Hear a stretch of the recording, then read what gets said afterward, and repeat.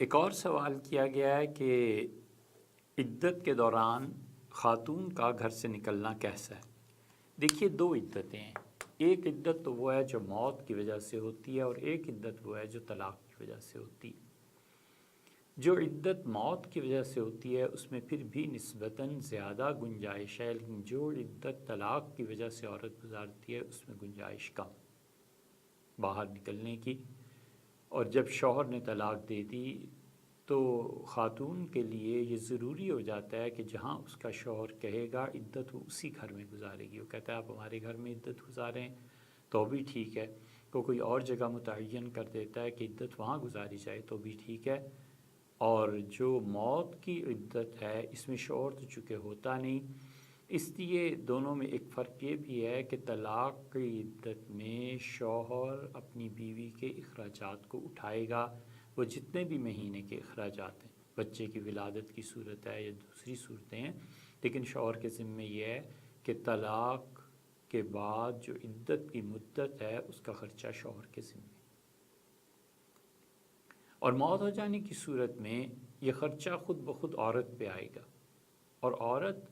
اگر مزدوری کرتی ہے، گھر سے باہر جاتی ہے،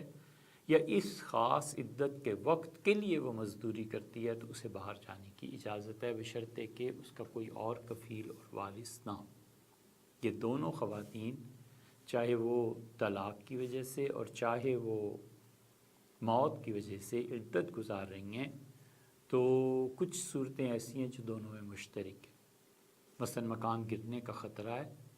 تو اس مکان کے بجائے دوسرے مکان میں جا سکتی ہیں۔ مثلا مکان میں تنہا ہیں، بڑی کوٹھی ہے، وحشت ہوتی ہے، تو اس کی بجائے وہ جہاں بھی منتقل ہونا چاہیں قریب ترین جگہ پہ قریب ترین گھر میں منتقل ہو سکتی ہیں۔ اپنی محنت مزدوری ٹیچنگ کے لیے کسی بھی مقصد کے لیے وہ باہر جاتی ہیں کہ اس کے بغیر ان کا گزارا نہیں۔ مثلا ان کی زمینیں، اب ان زمینوں پہ ان کا کوئی اور وکیل نہیں ہے، انہیں جا کے خود دیکھنا پڑتا ہے،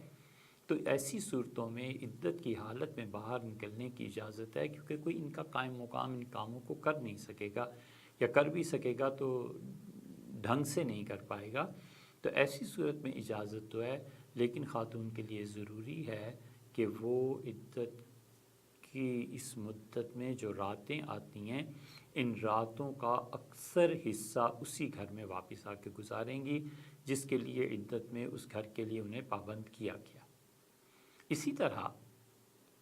مکان میں کوئی ایسی تکلیف ہے جیسے جنات وغیرہ کی شکایت ہوتی ہے، اس صورت میں بھی وہ مکان تبدیل کر سکتی ہیں۔